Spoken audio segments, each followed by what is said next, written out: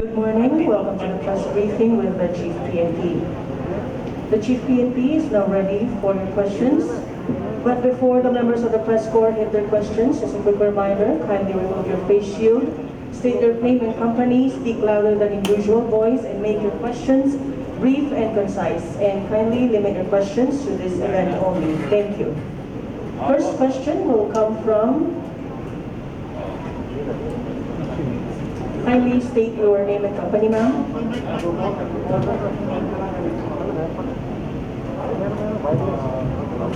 Hi sir, Pat Bangune sir, February 5. Yan. Sir, napansin ko lang din na meron tayo mga police who are manning the counters.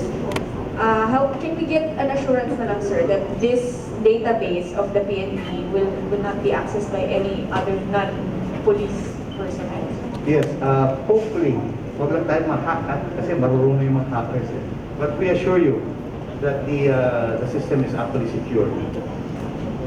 And sir, gaano karami pa ba sir na branches ng malls at police We are ang looking at SM Bacoor and Cabanatuan, SM Cabanatuan.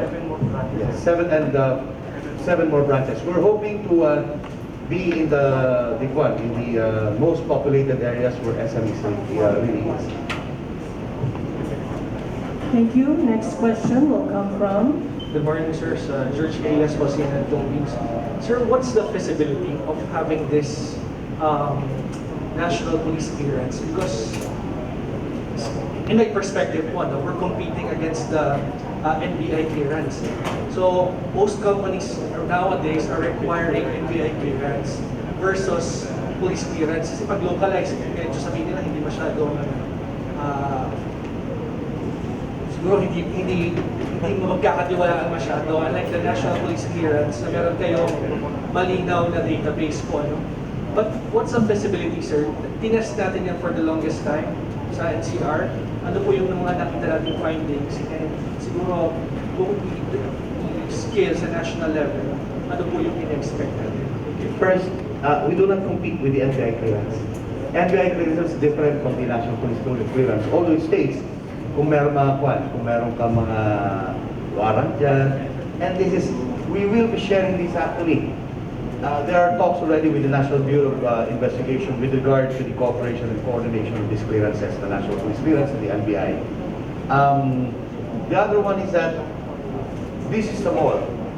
Obviously, there are a lot of people going in and out, and the only way that we would be able to ease the crowd in our stations would be one, push out our clearance officers so that we would be able to give much more importance to those who are applying for clearances. Number two, we are coming out with a standard national police clearance, which is very, very important for us.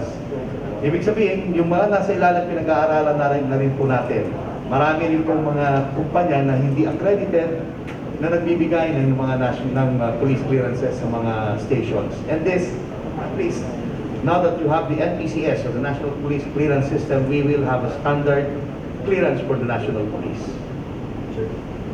So, ibig sabihin, aalisin na ba natin yung police clearance sa baba, sa local level? Yun ba yung ultimate goal? No, those one will be networks for us already. If doon sila pupunta, pero networking na yan from the national going down to the local. At the same time, sa NBI, filed cases kasi ang lumalabas dyan filed. Yung mga other cases na hindi napafile, hindi lumalabas dyan. Unlike for us, we have the e-warrant and the e-ropes. Yung e-ropes kasi lumalabas yan kung may kaso pa dati. Siyempre, pag e-ropes ka, nahuli ka na. Ibig sabihin, may kaso pa dati, nahuli ka na, ano ba yun? So, sir, kung mag-hit ako dito, a-arrestuin ako automatically. Hindi mo malalaman. Nandiyan na sa likod mo yung police, Okay. Hindi ka na. But sir, halimbawa, kung empleyado ako, I'm an employee, or I will apply for a job. But, for instance, the company requires me to get NBI clearance. Hindi naman national police clearance yung hinihingi ng karamihan, sir. Well, that is why we will also be asking that the national police clearance should also be part of the requirements of those who were going out. Yung mga may kailangan talaga ng clearances, let the national police clearance be one of it. And it's very, very important for us kasi NBI, iba yung binibigyan ng clearance. As I've told you, 5 cases lang sila. Sa amin, nandiyan yung e-warrants at saka yung e-logs. Sir, Sir, magkano po yung babayaran? Magkano po yung babayaran? 150 pesos. Sir, well, total gano'n na rin naman po sir yung sistema. Hindi po kaya magsasabi yung iba na naggastos lang ito sa mga nag-a-apply ng trabaho. Kung pwede, baka pwede namang pag-combine nila lang yung NBI or I don't know, with the system. That will be reviewed, and actually there are a lot of talk already within National Bureau of Investigation. We hope to do that. Thank you, sir. Next question. Sir, can I follow up lang on that? Sir, do you mean, sir, there's already in the pipeline a plan to combine para iisa na lang, unified clearance na lang for PNP and NBI? It's not the talk of having one clearance. It's just a local. It's a evaluation of the NBI clearance as compared to the police clearance. There's no competition here. Ang kinukuha namin, ano ba talaga ang kailangan ng kada tao? So, NPCS and the NBI clearance will always be there. No? Hindi lang pag-aralan pa po natin na mabuti if we really have to combine. But obviously, the system is different from ours. Thank you, sir. Yung local police kasi, kung titignan nyo mabuti, iba-iba yung standards ng munisipyo. And sometimes even the payment is not of the same.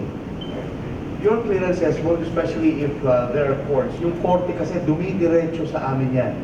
Lahat ng mga warrants of arrest, through the electronic already.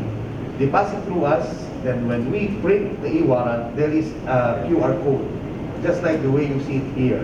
So different yan sa NBI. Pagdating sa crime solving, yung makukuha yung data and information, kasi importante sir, yung meron kayo makukuha mga biometrics, etc.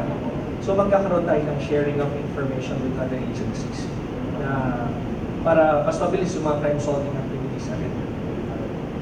Yes, that's it. That's the reason why we have to standardize our police clearance. We have to cooperate with NBI and all other law enforcement agencies. That would be for the betterment of our enforcement of peace and order.